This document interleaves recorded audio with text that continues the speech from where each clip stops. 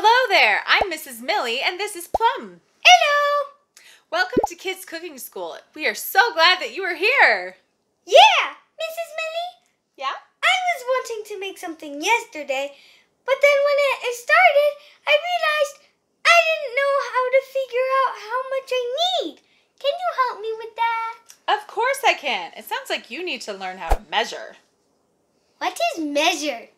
Measuring in cooking and baking is when you figure out how much you need and then you do the right things in order to get that right amount. There's a lot of different ways to do it and it can be kind of confusing. So I can help you with that today. Thanks, that'll be helpful. Remember to always have a grown-up with you when you're cooking or using sharp things. And always ask permission before you make anything. Being safe is the most important thing. Now let's begin! There are a couple different ways that we can measure our ingredients. We can use these cup measuring cups. We can use these measuring spoons. This is an adjustable measuring cup. And we can also use a scale to weigh our ingredients. We'll start off today with our measuring cups. Mrs. Millie, can I use one of these to measure a cup? This is a cup, right? Well, that's a drinking cup. Now, drinking cups, they're all different sizes, and we don't really know how much is in one. So we need to make sure that they're all the same size. So we want to make sure that we use a measuring cup that says 1 cup. Or if you're using half a cup, do a half a cup. Because that one, we don't really know how much is in it. Now when we're measuring dry ingredients, like this sugar here, sometimes we can just take our measuring cup and just scoop it in. But sometimes with things that are really soft, like flour, you actually want to take a spoon and scoop it into your cup. And then we dump it in? Not yet. We actually have to take something flat, like sometimes we can use the lid of our container, or we can use this straight spatula here, or even the flat side of a knife. And we want to scrape it off so that the top is nice and flat so we know exactly how much we're getting. And then we dump it in.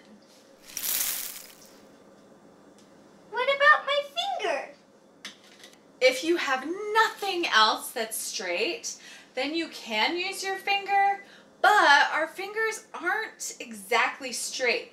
So there might be some bumps in there. So if you can, use a knife or something really straight, but if you can't find anything else, then your finger might be okay. But I don't know if your fuzzy finger would work that well. Yeah, true. So we use a spoon to put some flour into the cup, tap the top with our straight edge and move it around a little bit so there are no missing parts, and then scrape off the top into our container and then dump it into our mixing bowl. Like a dump truck. Exactly. Having the top really flat is really important when we are baking something like cookies, muffins, cupcakes, or any dessert really. Ooh, I love cookies. Me too.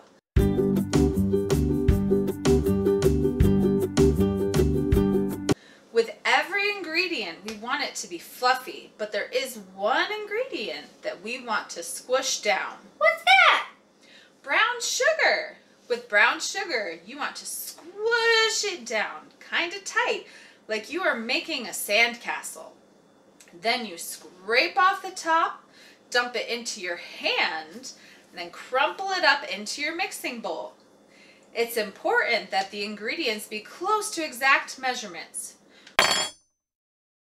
Here is a spoon.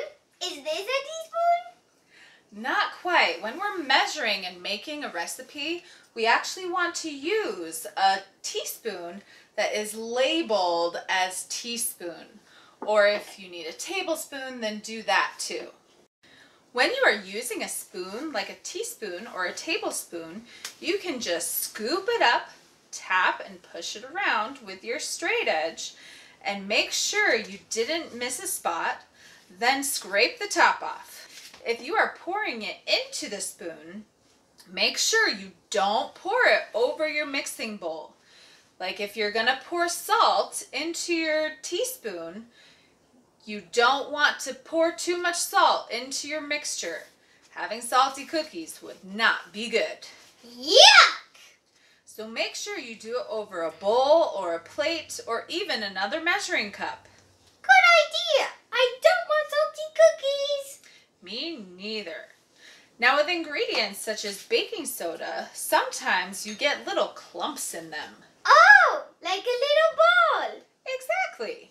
But we don't want those little clumps, so what we are going to do is put it into our hand before we put it in the bowl and squish it down with the back of the measuring spoon and make sure there are no clumps in it. Then we dump it in. Yay for no clumps!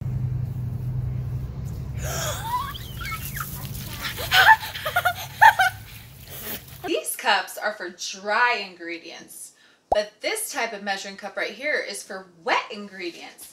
Things like water or oil or milk, pretty much anything that you would pour in.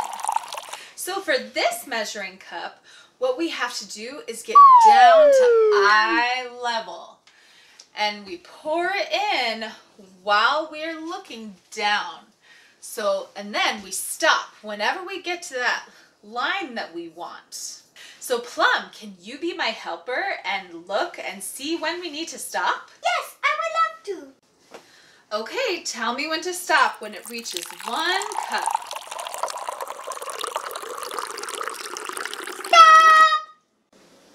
Now this is one of my favorite measuring tools. This is called an adjustable measuring cup.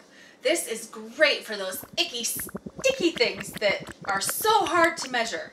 So what you do is you pull it down to wherever you want. So say we want a half a cup. A half a cup is right there. And then you fill it with your sticky thing like honey or peanut butter or shortening. And you fill it up. And then you flatten it out.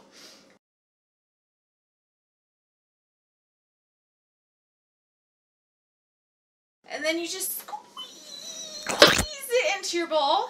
Then use a rubber scraper and scrape it off. And then there's no icky sticky mess. Wow, that looks fun. It is fun. This thing makes it easy peasy lemon squeezy. Or is it peanut butter squeezy? See what I did there? I do. If you don't have one of these, you can just use one of the regular measuring cups and just use a rubber scraper to scrape it out. Wow, thanks so much for teaching me how to measure. Now it'll be so much easier to make my recipe. You are so welcome. Thanks for watching. We hope that you can learn that you can make yummy food and that the more you practice, the more you'll be able to do all by yourself. If you liked this video, make sure you give it a thumbs up and hit the subscribe button. It's the big red rectangle! And if you make any of our creations, have your parents tag us on Instagram @Kids Cooking School. Now go make something tasty!